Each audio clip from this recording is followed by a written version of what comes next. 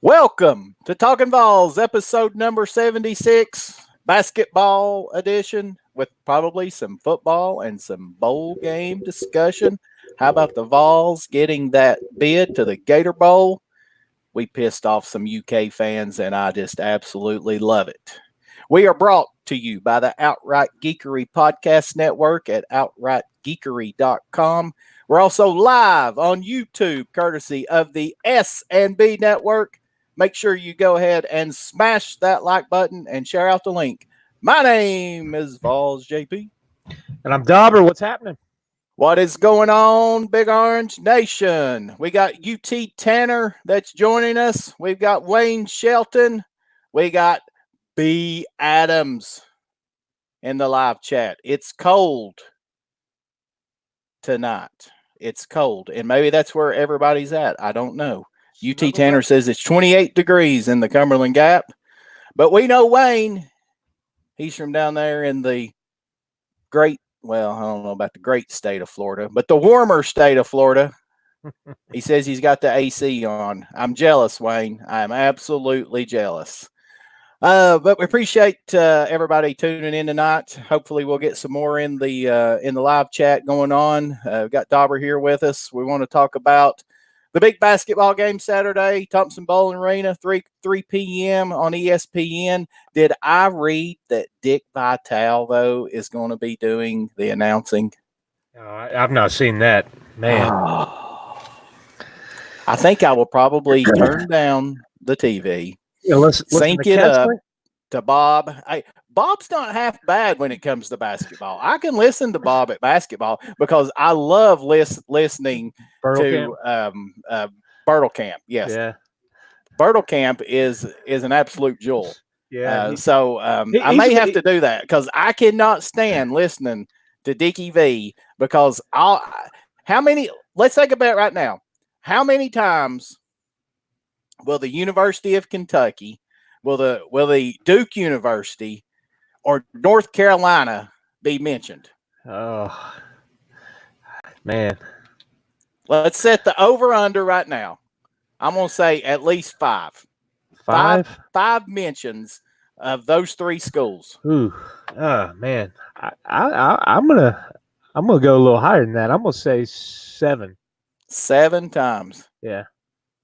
I have no doubt. I mean, it may end up being 20 times. The guy is just insufferable. I know that he's like a college basketball, like pioneer, whatever, as far as announcing goes. But I cannot stand to listen to that guy ramble on. His voice drives me crazy. It drives me crazy. But yeah, I did read that, so I don't know if it's true or not. But somebody said that Dick Vitale is doing the announcing. Interesting. Yep, with that. I got to meet James Worthy. He was doing commentating at a game when I was in school down there, and where I had credentials. I was there pregame, actually before the gates opened up, and they were doing their whatever, setting up some video before the game and all that. And after they turned the lights off and whatever, he kind of walked by me and I shook his hand and just kind of said, "Hey." He's a big dude. Yeah. I didn't know that Worthy did any broadcasting or anything like that. This was years ago. I don't know that he's continued doing it, but yeah. Yeah. Looks like we got a few more in here. We got Dean Wilcox Jr. saying, "Go Big Orange," with 3 big oranges. We got Joe Martin in here. What's up, boys? Tennessee, Memphis, 3 o'clock, ESPN.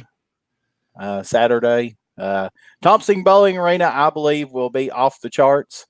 I believe that this fan base, after going down and beating the Paper Tigers in Memphis last year, and all of the stuff that happened, at the end of the game with the, quote unquote, possible fight and Tennessee players, balling up their fist and Penny crying like a punk.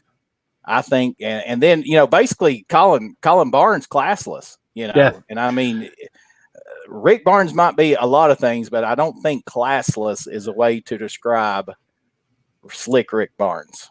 Well, and then not even that. He went on further, and I mean, even as early as or late as like August, he was still trolling the Vols and Yeah. Barnes. You Yeah. know, it's one of those. You know, we live rent free in Memphis fans' minds for basketball, for football, for all of that. You know that they're not even on the radar, on the schedule, anything in football. And if you look on Twitter, Memphis fans want to, you know, talk football and this and that, and you know it. I mean, give it a rest. Yeah, I mean that game's over with. It's done. You know, he just kept on just bringing it up and talking about it, and you know, claiming that Barnes was making fun of Memphis and him and everything. You know, so I just feel like that Barnes and this basketball team with 10 days rest. And honestly, last Wednesday night wasn't much of a game. So really, these guys really haven't played a really meaningful game since 2 weeks ago, Saturday, when they played VCU in that Emerald Coast Classic. So I just think that this basketball team is going to come out prepared. I think that they're going to probably, you know, feed off of that fan base down there, Thompson Bowling Arena. Like I said, I expect it to be absolutely electric. And you know, Tennessee, 31 straight home wins. Yep. You know, trying to extend that to 32 straight at home. I mean, just think about that.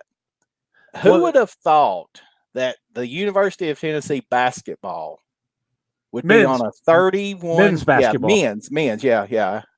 That's true, Dauber. Who would have ever thought that Tennessee men's basketball would be sitting here with 31 straight home wins? I think I read or saw that their last loss was against Auburn in January of 2018. Yeah, because they didn't lose it at home last year, right? So you know, with that, so it's just crazy. We got Hillbilly Sportsman in here. He's saying go Big Orange. We got Tammy D. Appreciate everybody coming in. UT Southern, let's see what we got here. UT Southern Bell letting the Lady Vols basketball team have some spotlight. That's right. You know, there's nothing wrong. I mean, I've said it on here.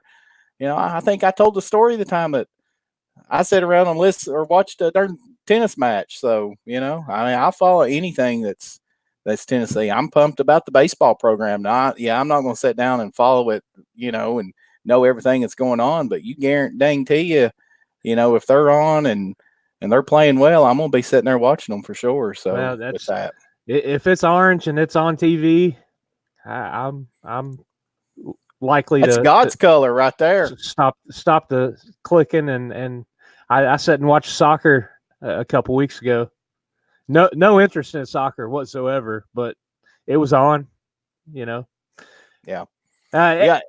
Edward Shelton there. He's asking, how bad do we think Memphis flops again? They've already done it this year. Yeah, that's how they play. That is how Penny coaches them. I just hope that, you know, the NCAA has tried to make it a point of emphasis.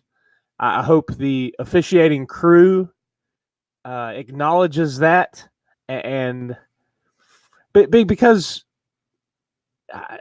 I saw some clips. Somebody did a post on Twitter of some of the ones from last year.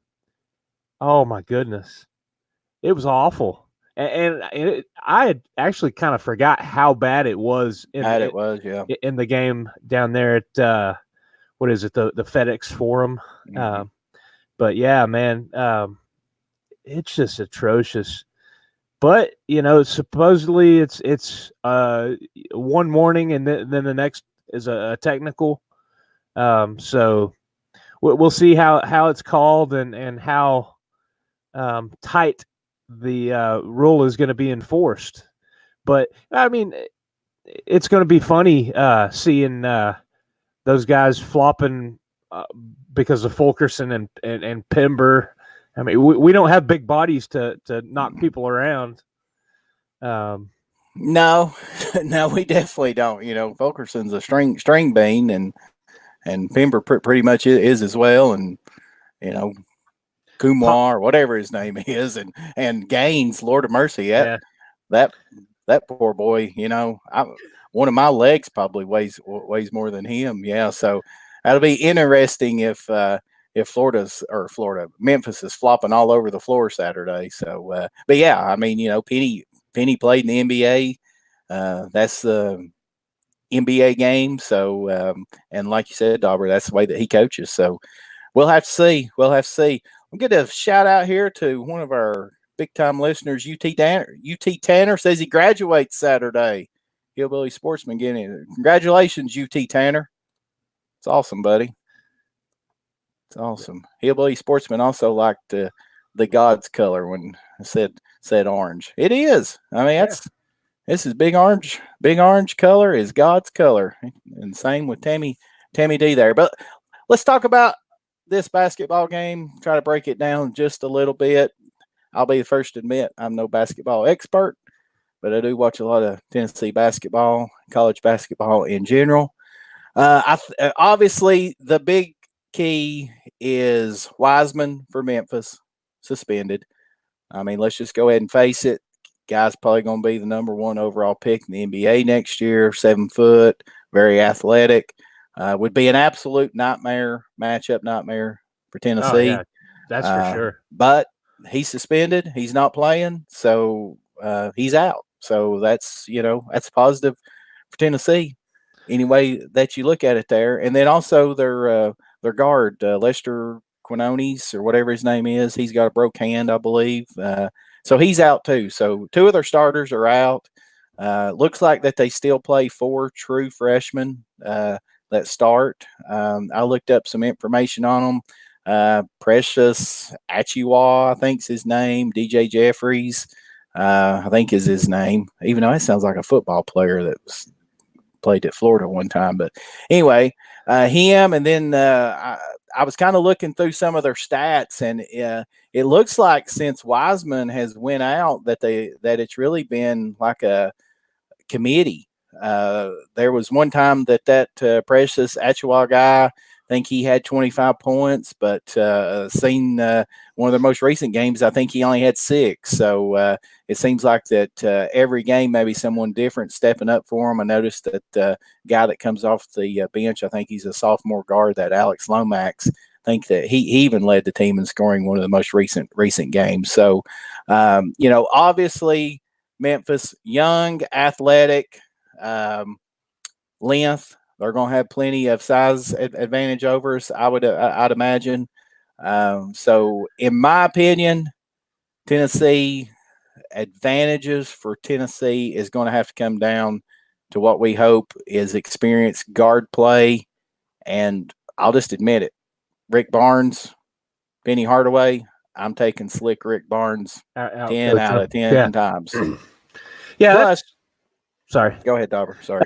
The experience I think is definitely going to be a key for Tennessee. And then we kind of touched on it earlier, the atmosphere. I think this team has to feed off the crowd. They have to get rolling. Hit some shots. Got to hit open shots. This team isn't built like they were last year to battle down and get to the foul line. And we've seen in the Florida State game and the VCU game when shots aren't necessarily falling, how this team kind of comes and goes. Also, you mentioned Memphis being athletic and long. That is one thing that is a bit concerning to me because we saw how the Florida State game went. Exactly.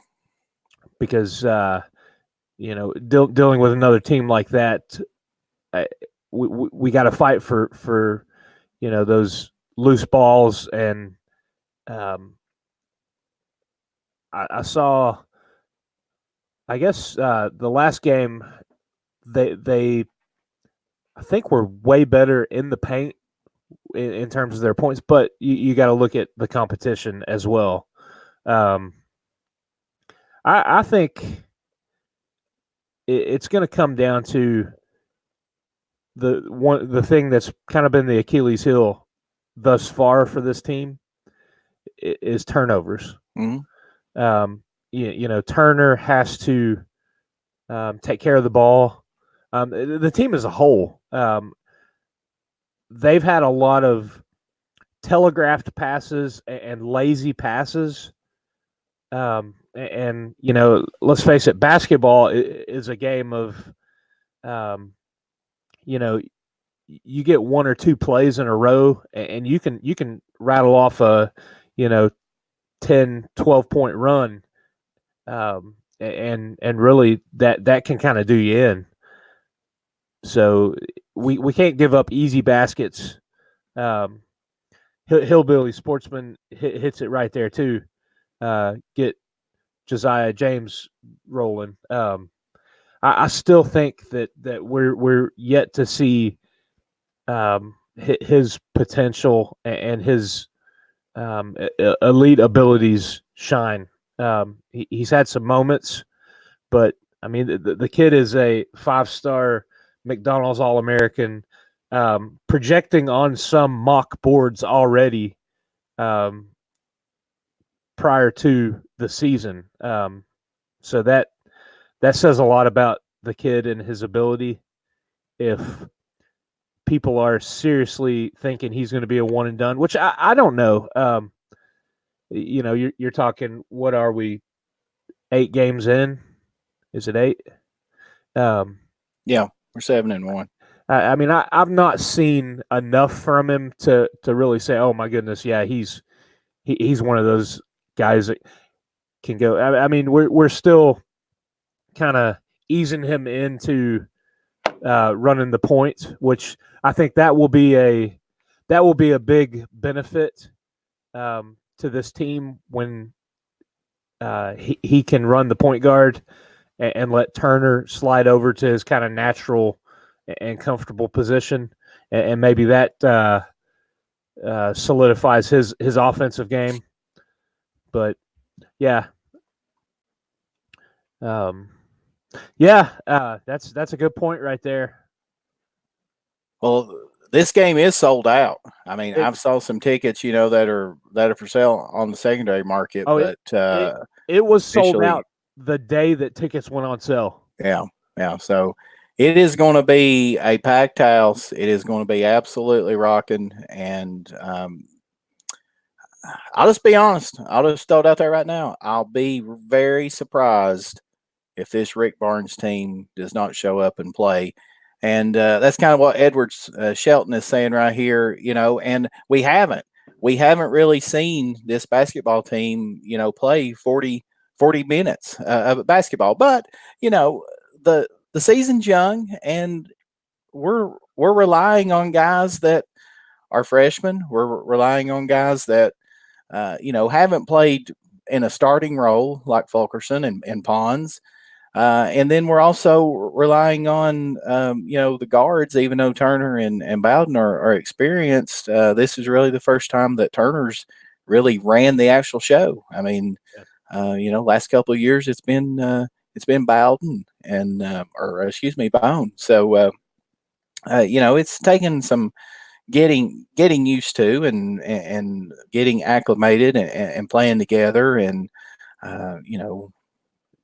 I know there's a lot of people saying that I can't believe that Josiah James was a McDonald's All-American and a 5-star, that they've not been really impressed with him. But, I mean, to me, what I've been most impressed with him so far is his ability to pass. I mean, I think that we hit on this last week, and Barnes even said it, is he just needs to be more aggressive and start taking more shots. If we could get him to where he's averaging, 10 to 12 points a game, it would be absolutely huge for this basketball team. We don't have to have him scoring, 17, 18, or 20 points a game. We don't have to have that. If we could just get him just averaging, 10 to 12 points a game, I think that this basketball team would be very, very scary. Yeah. One thing that you got to look at, though, and I think Barnes went into it in the Emerald Coast tournament. Talking about Fulkerson, we need consistency from him. With him being a starter, he goes for 6 points one night, and then 17 the next night.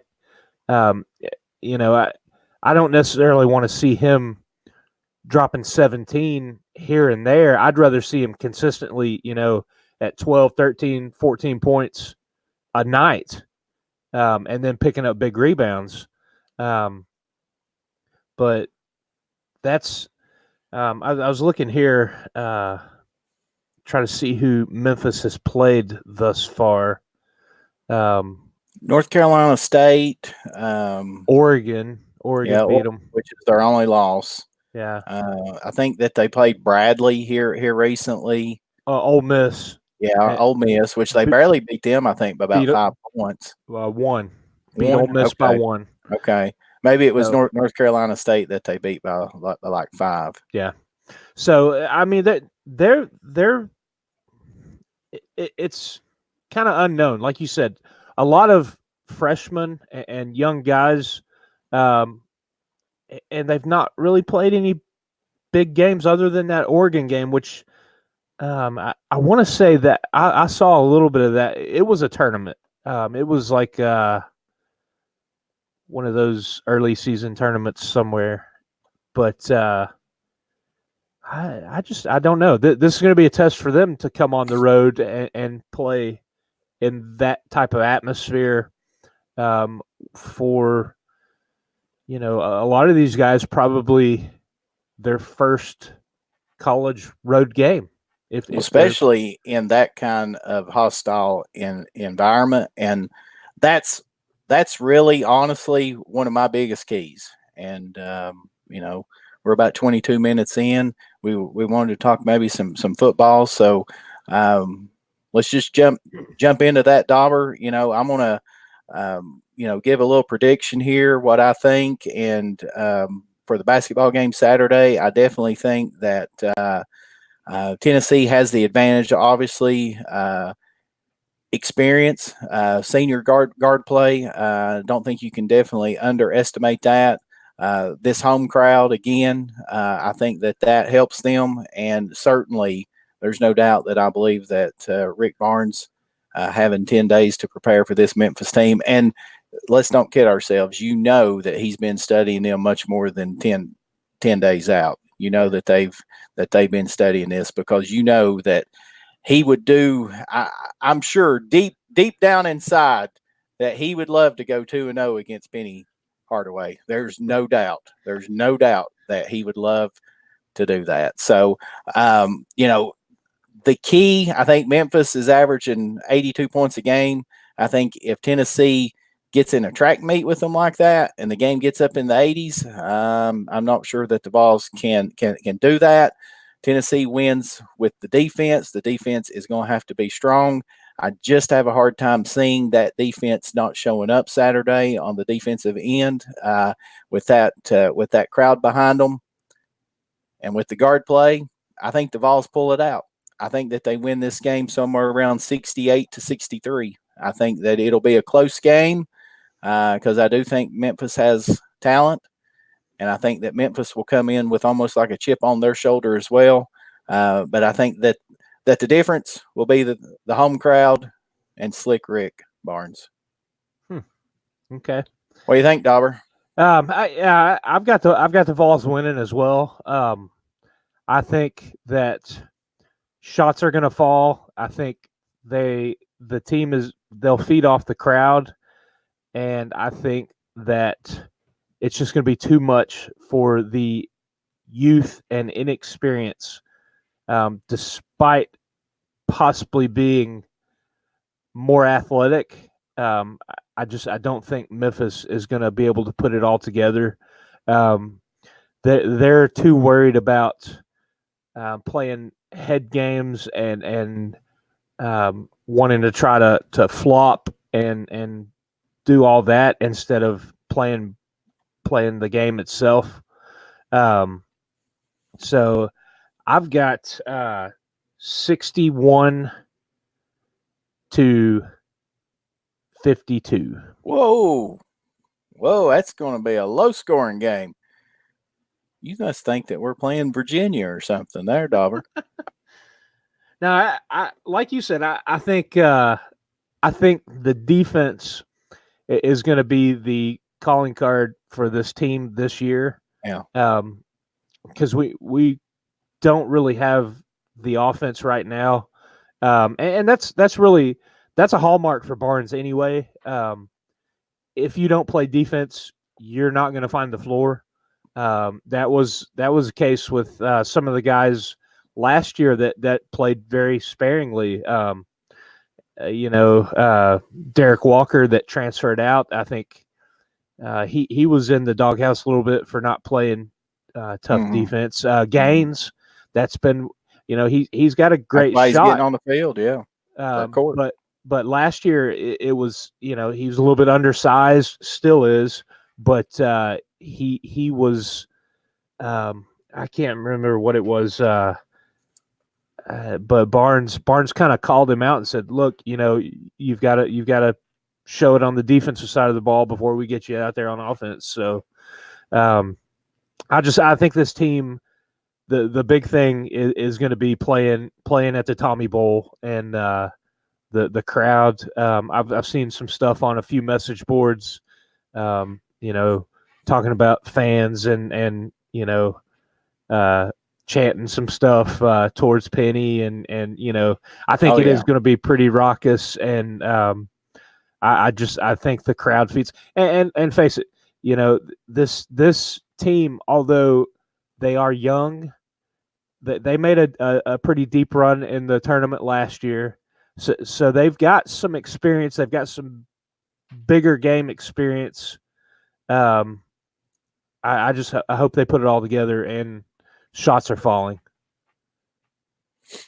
Yeah, we'll see what happens. We got Wayne Shelton believes that our score predictions are way too low. He thinks that Tennessee is going to run. He thinks it's going to be a high-scoring game. I think he said 82-78. Ooh. I didn't see which team he predicted to win though. Wayne, which team? You going Memphis or the Big Orange? You better say the Big Orange, because this is a homer show after all. Hey, well, I mean, we could go with an NBA score, 123-117.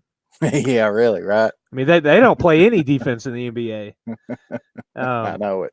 I can't watch that stuff. I can't. I just can't watch it. I'll watch some playoff basketball, playoff NBAs every once in a while, but man, it's just. Did you see LeBron James the other day? I saw it on Twitter. I can't remember who it was against, but he was dribbling and literally stopped and was palming the ball and took like 2 steps and then started dribbling again. And the defender was like looking at the ref. He's like, "What?" And play just kept going. I saw something about it, but I didn't even watch it. It is ridiculous. Just the thought of anything LeBron James makes me want to puke. So I didn't. Yeah. NBA, I don't care anything about it. I just don't. I just can't get into it at all. So, look, oh my goodness, look like that we've got a familiar face in the live chat. All right. Who is that guy in that picture? What was his name? Wrestler? I can't even think. Jack something. I can't think. But Boogie says that was Indiana's last football score. Was that the one that Dauber predicted? The 60-something to 58? 61-58? 61-52. 61-52? Was that the double overtime against Purdue? Jack Swagger. That was his name. Thank you, Brandy Adams, for letting me know that. Jack Swagger. Now it's Jake Hager. I love how those wrestlers, they just change their names on the fly. Whatever promotion they're in, they get a whole new identity. It's crazy, isn't it? Let's talk a little bit about the football and the Big Orange bowl game. First, you want to talk about this debacle? This flip flop and Oh yeah, yeah, going from Nashville, and then nope.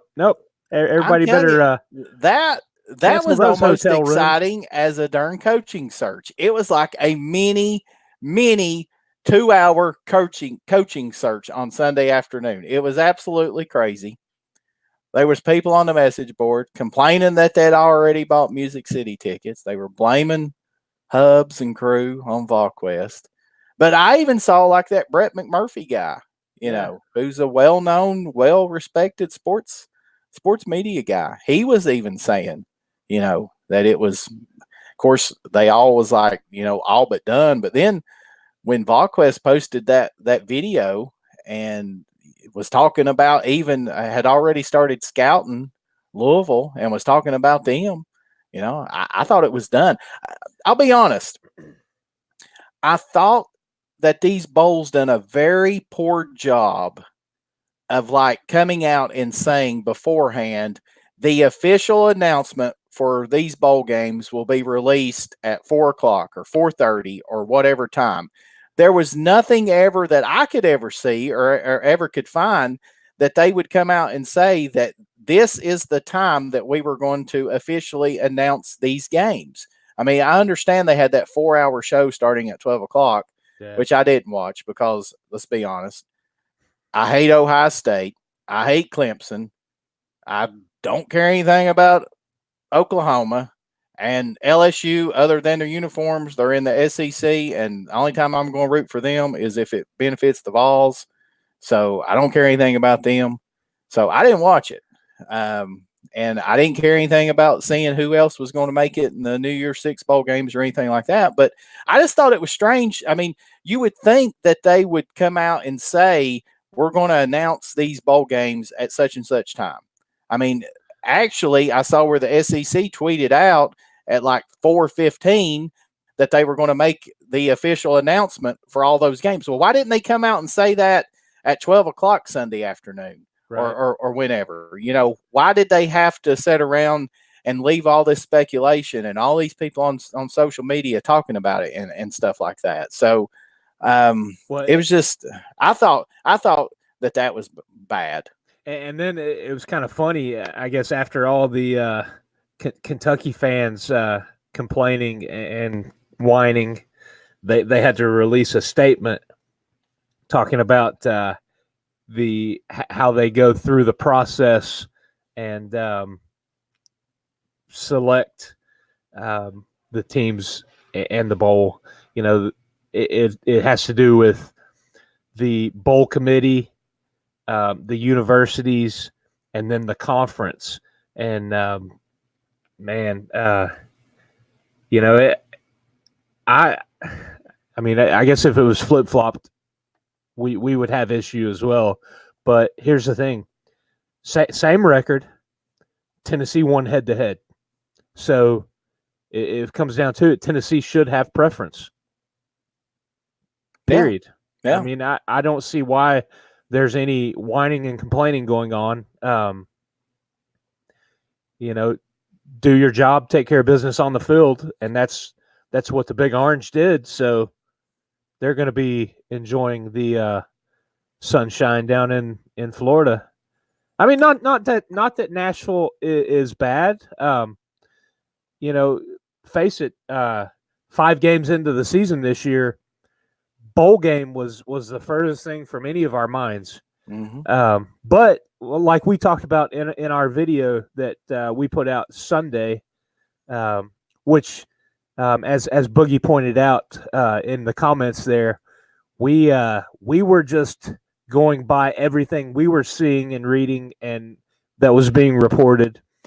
So we went and rolled with it and kind of gave our thoughts and opinions about it being Nashville and frankly how we were a little disappointed in the fact that the way the season ended, running off 5 straight W's, the momentum and traction of this team, as well as the ability to travel and sell tickets. And that's the thing about that drives these bowl committees and the selection for a bowl game is butts in seats and revenue and the money that it brings in. I guarantee you, Tennessee will sell their allotment of tickets and then some. Oh yeah, there's no doubt. I'm going to hit Archie Bunker here right quick. Well, not actually hit him, but put him on there. He must have joined us late. Appreciate you joining, Archie. He's asking if the Vols beat Memphis. Yeah, we talked about that the first 30 minutes or so of this show. I said the Vols was going to pull it out, win 68-63. Dauber, I think, said, 61-52. 61-52. Feel like that certainly the Thompson Bowling Arena, Ball Nation coming out Saturday, just being loud and proud, and just the fact that Rick Martin's got 10 days to prepare. We just, I honestly think, that's not being a Tennessee homer at all. I think that Tennessee wins this basketball game. I certainly do. So with that, but appreciate you, Archie. We were we'd moved over on and we started talking about some football, talking about the chaos that happened there Sunday with the bowl selections and everything. So I almost feel like that even though the Gator Bowls, certainly it's not on the levels the Citrus Bowl and probably even the Outback Bowl, obviously, but I still think that there is a reward for going to Florida. I still think that even though bowls have been around for a long time, I feel like that teams feel like that they are rewarded if they go to Florida. And the fact that Tennessee plays in Nashville every other year when they go play Vanderbilt, it'd be a bus ride, Well, the fact you're not leaving the state. Yeah. Give these kids an opportunity to go somewhere for, the accomplishments that they've done, for that. And then I also think, and we talked about it on that little ad lib show that we did when we thought we were going to Nashville, is the fact that this fan base, this fan base wants to travel. There's a lot of Tennessee fans that want to use it as an opportunity to take a mini vacation or something like that. And, they're like, well, I'm going to drive, 3 or 4 hours to Nashville or whatever. Well, that's not, anything. And I'm sure that there's plenty of fans that are on the opposite end of that spectrum going, well, crap, I can't go now. But the fact that the Music City Bowl was played or is going to be played on Monday at 4 p.m. Eastern time, where, I would be at work. There'd probably be a lot of people at work, I'm sure, versus playing on Thursday night at 7 o'clock, the only game that's on, as far as I know, that day, or at least during that time frame. So the whole country, the whole world has the opportunity to watch the Tennessee Vols. And I think that that's huge because, that gets people looking at Tennessee. I'm sure they're going to talk about how this team started out. I'm sure we're probably going to see like many highlights of the Georgia State game, especially when the broadcast starts and everything. But they're going to be talking about how Jeremy Pruitt was able to hold this team together and to, obviously make this team better. And something that we haven't even hit on, what about several of those Vols players making the SEC all conference team? Yeah. I know it was second team, but still, I think that just shows you right there how much that this coaching staff was able to coach and develop these players. Mm-hmm. So, but I'm just excited that they got that opportunity. I'm really excited that it pissed off a bunch of Kentucky fans. I'm like really excited about that because, hey, Kentucky, your football program is horrible. It always has been. It always will be. No matter what, Tennessee owns you. That's JP Grant. Okay. Yeah. Wayne Shelton with a question there. What about Jennings missing the first half? It stinks. Yeah, I hate it for him. I was talking to a guy at work about this the other day, The fact that there was no penalty flag thrown. You can go look at the guy from Alabama, Raekwon, whatever, in the LSU game that punched the dude twice. You look at Cash Daniels for Kentucky twisting Florida's running back's leg. Video evidence. And if that doesn't show intent, I don't know what does. They can't go back and look at those, and I mean it's kind of odd. It's typical that's what happens with Tennessee. I guess Vanderbilt, it's one of those plays that they sent in to be reviewed. Whatever. We have in the Alabama game. Who was it that was getting up and pressed on? Yeah, it was Daryl Taylor. Taylor. Yeah. A flag was thrown immediately on that. But yeah, you've got Jennings, and don't get me wrong.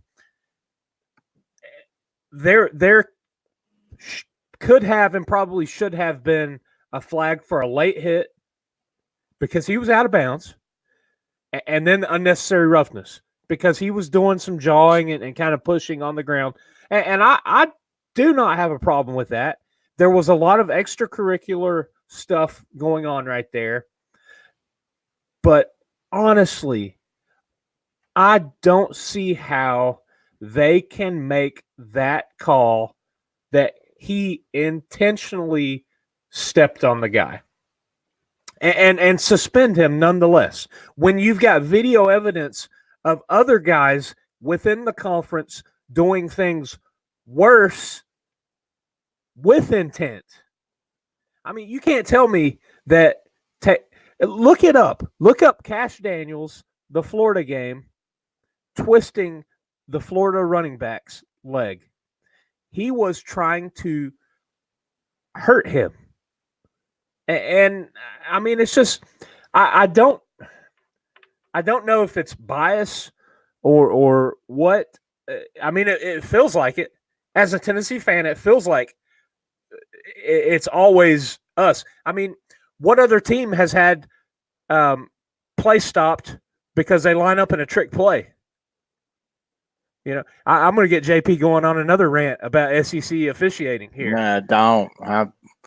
I mean, it's just. I mean, it's questionable. It's. I don't know. I don't even want to go there anymore. But I think it's going to hurt having Jennings sit the first half. I hope he comes out in the second half and just goes out of his mind and pulls in like 3 touchdowns or something. I hated that he didn't get in the end zone his last game in Neyland. Man, I really don't know. It's kind of it was unnecessary, uncalled for, a lot of frustration, but it also wasn't handled properly by the officials on the field. That's where I'm going to leave it. Yeah, I'm going to throw this up there for Boogie. He's got a video out there. Anybody wants to watch it, just go to the S&B Network. Talks about Jennings' suspension, shows the replay of it and everything. It's a really good video, but I think that's why that Juwan Jennings was not on the all SEC team. How can you not put Juwan Jennings on the all SEC team, at least second team? I mean, how can you not do that? Well, that's did you see the team awards, the football banquet? Yeah, he was player of the year, team MVP. Yeah, voted on by the team. Yeah, I saw. There's no doubt in my mind that was the SEC just putting more, penalizing him more. Yeah. Which I know, there's probably nothing than just, probably a piece of hardware and getting his name in the paper or on the news or whatever, making all SEC. I mean, it's not like that they get money from it or anything, but still, I think that that's sad, but I truly believe that was the SEC, just again penalizing him over that. And I said it after the game. I felt like that there was something that was going to happen to him because there was so much that was made about it right there when it happened on the telecast, and ESPN, the SEC network was already running with it. And again, I put a lot of the blame on Jennings at that point in time because even though that there wasn't a penalty thrown, I feel like that taking off my big orange goggles, in my opinion, he should have been penalized when he was down there roughing that guy up after he hit him. And if you really go back and watch the play, he hit him out of bounds anyway. So I know it was a bang, bang, bang play. And I know that a lot of those, that's hard to see, but he definitely hit him late. The guy was already out of bounds, and then he got on top of him and was roughnecking him and pulled his helmet off. And then again, it's obvious that he did step on him. Whether or not that was intentional, nobody will ever know except John Jennings. But I think it's Bush League by the SEC because they've never done it before. And just like you said, the guy from Kentucky, I mean, they had that. I mean, it was obvious that guy was trying to inflict an injury. I mean, it's obvious. I mean, let's look at that. I mean, it's obvious that he was trying to hurt that quarterback. There's no doubt about it. I mean, look at that. I mean, he's putting him in a wrestling hold. Yep. So, but anyway, it was, but yeah, going back to that, it's definitely going to hurt Tennessee. And something else that we haven't talked about, it sounds like that Kennedy's out. He's had a knee injury, so more than likely he had surgery, had some kind of cleanup or scope or something. So, what does Tennessee do there as far as shuffling the offensive line? What we've had, Ryan Johnson announced that he's entering the transfer portal. Him and Marcus Tatum. So, I seriously doubt that either one of them will be available. I mean, nothing against those kids, but I don't really think that's too big of an issue as long as we don't have injuries and stuff like that. But I think that's big with this. But I'll just be honest, I haven't really even sat down and even looked at anything as far as Indiana goes. I know that they finished 8-4, but still, it's the Big Ten. I did see that they had, I think, the second ranked offense in the Big Ten behind Ohio State. So, sounds like that there's at least some potential for some scoring there from them. But it'll be interesting to see.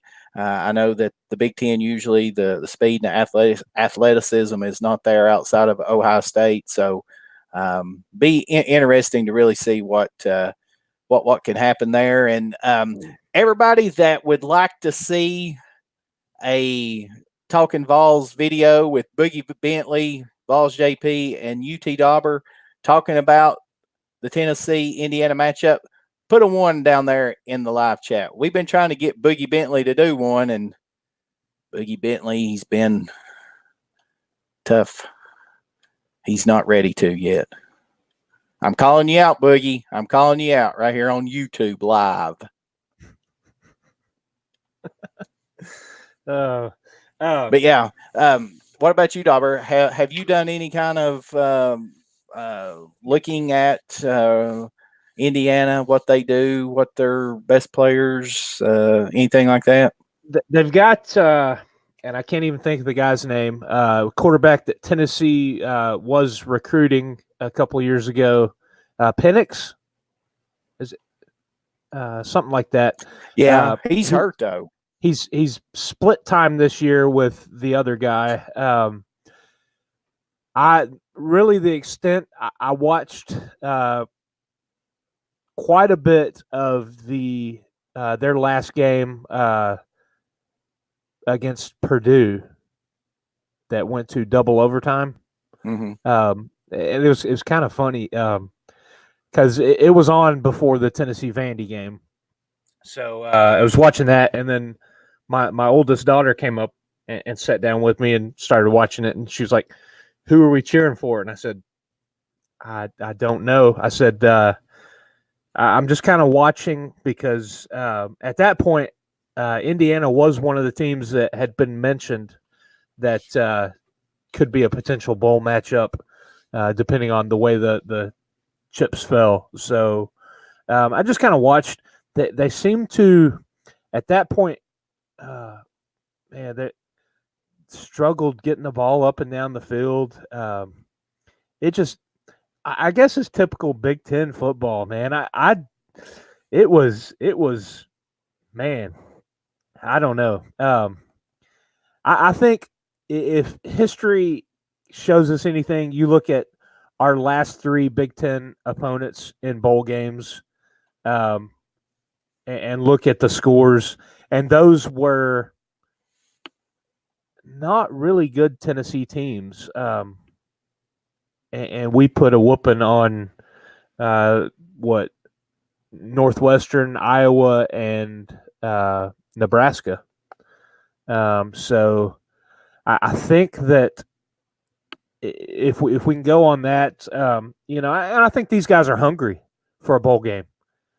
You give Pruitt and staff a month to prepare, and just like I've gone on about since really the Mississippi State game, the way that this team has been trending, the way that the defense has been playing, the way that they've had success shuffling quarterbacks, offensive line, and all of that. It just seems like everybody is hitting their stride.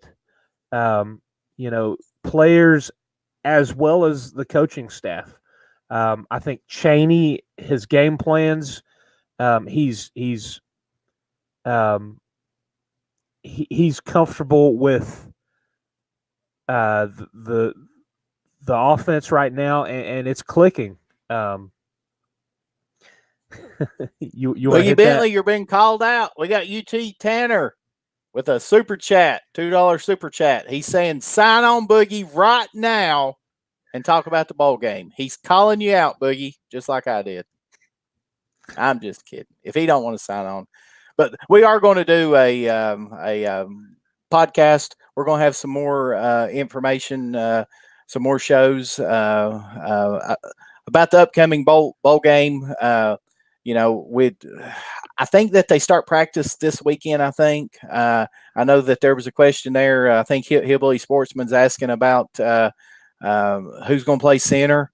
That's a good question. I mean, are they going to pull down maybe Carvin? I guess maybe, and put him at center. That's scary to me because Kennedy's pretty much played center all year long, and center is so important. I mean, It's so important, with that and stuff. So I think that's certainly, I guess, a silver lining in it is that we already know more than likely that we're going to be without Kennedy. So at least that will give them 15 practices to get some, whether it's Carvin or whether they end up pulling down, I don't know. Didn't Ryan Johnson play some center? And see, of course, if he's transferring, I mean, he's not going to play.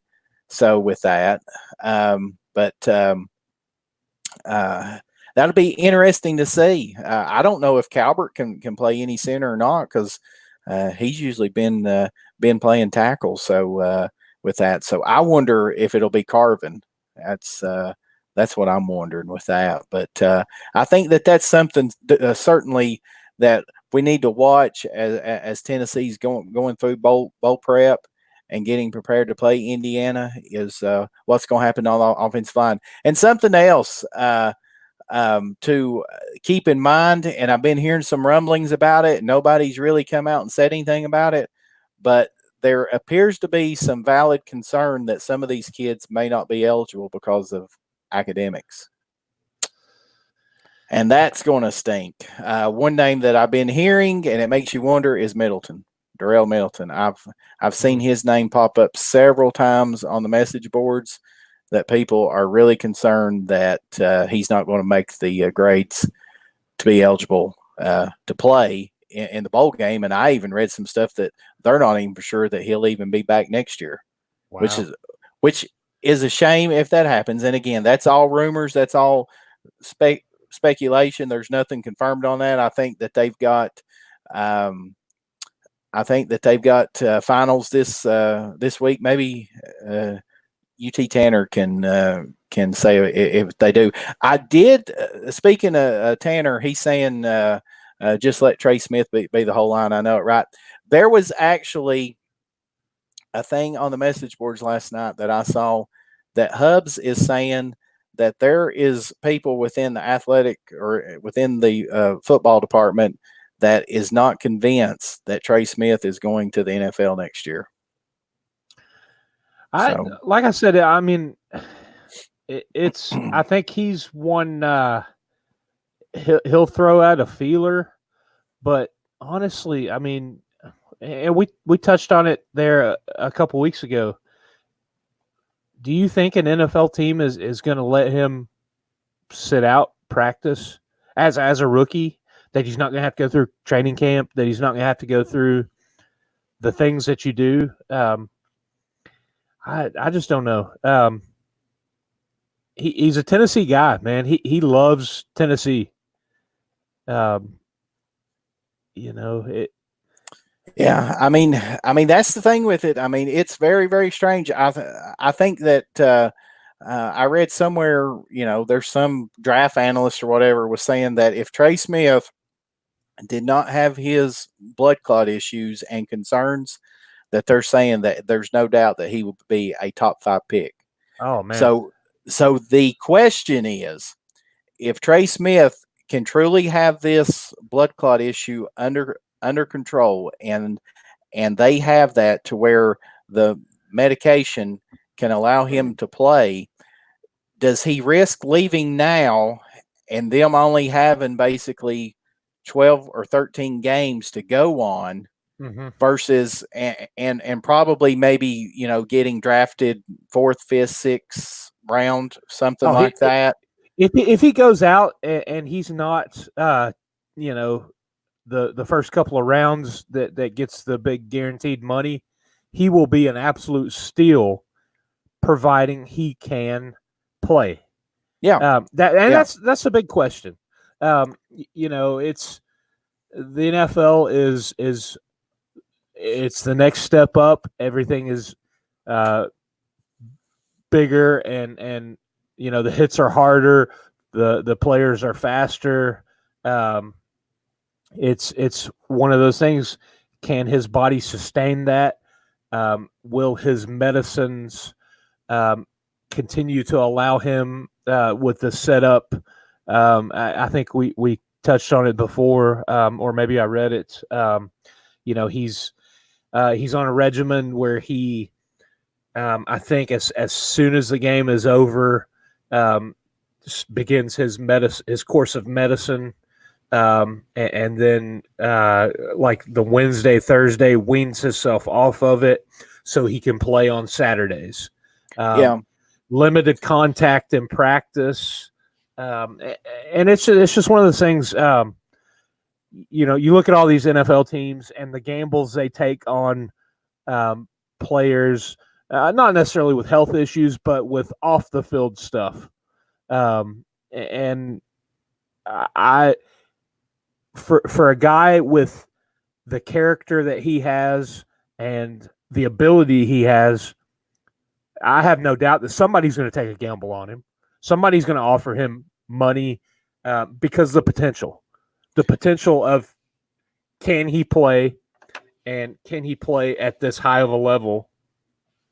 So here's my argument to what Boogie Bentley said, and it's not that I don't not agree with this, because I do agree that he needs to try to make money because just nobody knows. But here's my argument against it. If he leaves this year, there's certainly questions because there's a limited sample of him playing competitive football with the condition that he has. It's obvious that he's not going to be a first round pick, a second round pick, probably not even a third round pick. Who knows, honestly, what it could be. I just don't see an NFL team risking a high draft pick on him because I mean, look at with the Tiny question marks. Richardson. Yeah. I mean, look at Tiny Richardson. He never even got drafted because of his knee. Now, you can't tell me if Tiny didn't have knee problems that he'd still be playing in the NFL right now, possibly as a all-pro offensive tackle. So they're just not going to take that chance with those type of medical issues. However, if Trey Smith comes back next year and he continues on this same regimen and he doesn't have any kind of issues, and he comes back and he balls out next year and just dominates, then that's another season that him and his camp and his doctors can go into these NFL teams and say, look, I've done this for 24 months now. I have done this through the course of 2 seasons. It's not affecting me. And who knows, maybe at that point in time that there is one of these teams that feels like that they can take that chance. And what if he does end up being a top 10 pick? You talk about money there. He's getting guaranteed money for staying and playing, and versus probably getting, non-guaranteed money as a 5th, 6th, or 7th round draft pick this year. So I think that's probably what Trey Smith and his family are probably weighing out. Well, and that's the thing there. Guys taken in those later rounds are guys that are trying to make the team. And you can't try to make the team if you're not participating in those workouts and training camp and all of that. So we've already hit that hour mark. Yeah, we've already hit the hour mark. We hadn't even talked recruiting or anything. We got to do some more podcasts. We're going to have to do some more podcasts. We're going to have to talk about the bowl game. We're going to talk about recruiting. So much stuff. Yeah, I mean, right quick on recruiting. I don't even know where to begin. I can't even keep up. Every evening when I come home from work, I will look at it. There's some new name that's popped up. I mean, I think we got 18 commits right now. We had 2 that decommitted. We had Art Green, the defensive back from the JUCO, and then we had the Butler kid, the defensive end. From everything that has been said, Tennessee told them to look around. So you feel like that Tennessee wants to go in a different direction there. It sounds like that the long-term commit, Mordecai McDaniel, sounds like that he's pretty much all but gone. Looks like that he's going to flip to Florida. Tennessee does have a defensive back, 4-star defensive back from Georgia that's actually committed to Arizona State. I think his last name's Slaughter. He's coming in this weekend for a official visit. I think he's supposed to sign early too next week. From everything that I've read, that Tennessee is trending with him. So I think as long as his visit goes well and the Tennessee coaches like what they see, it sounds like that he may be taking Mordecai McDaniel's place. Even though I think Tennessee hates to lose McDaniel, it just sounds like that's what's going to happen there. Of course, a lot of the big news and a lot of the big stuff that's going on now is with Pittman leaving Georgia. Does that open up the door for Tate Ratledge?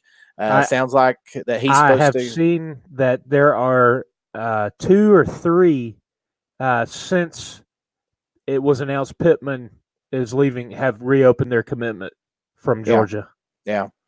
So but it sounds like Ratledge is supposed to still go on his visit to Georgia this weekend, and he's supposed to sign early, which next week during the early signing period. So I guess that if he goes on that official visit, sounds like that there's probably not going to be enough time there to maybe sway him. I am reading, and I'm sure there's a lot of people reading about it too. It sounds like Tennessee's still trying to convince Jay Hardy to hold off signing early with Auburn, and waiting until the actual signing day in February. Who knows if that's going to happen?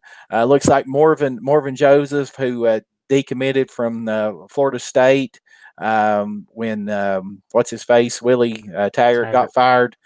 Sounds like that he is trending towards Tennessee over Florida. Many thought that he was probably Florida bound, but it sounds like that Tennessee is in the catbird seat with him. So just a lot of names that are absolutely popping up everywhere. We still got Tyler Barron, and of course the big commit.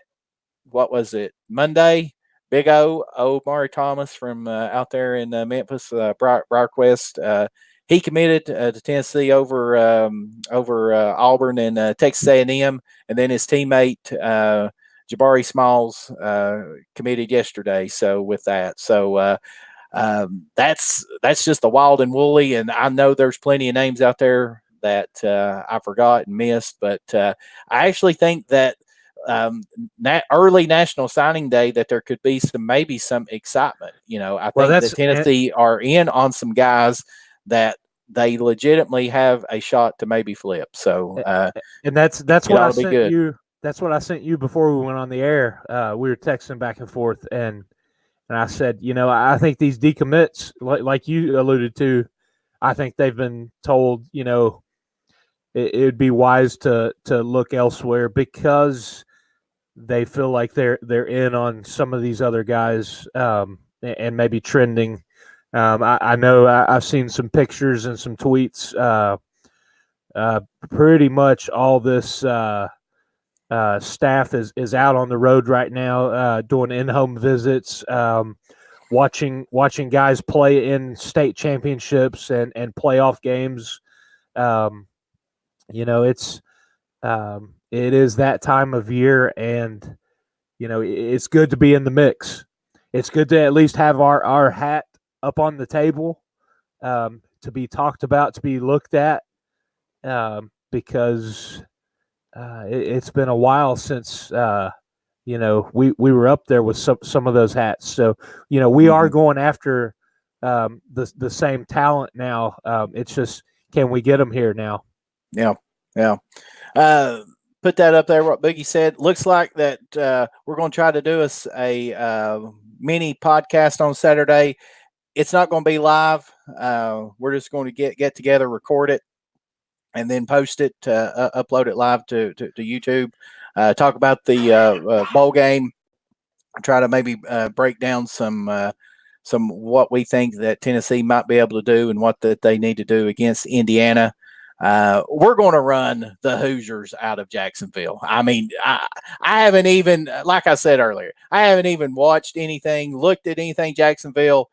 The Vols are going to roll. We are not losing to a mid-tier Big Ten football team. Just enough said. Don't even go there. We're not doing it. We're not losing to the Indiana Hoosiers in football. Okay? We're not. All right, then. All right, we're gonna tell them who's your daddy. That's right.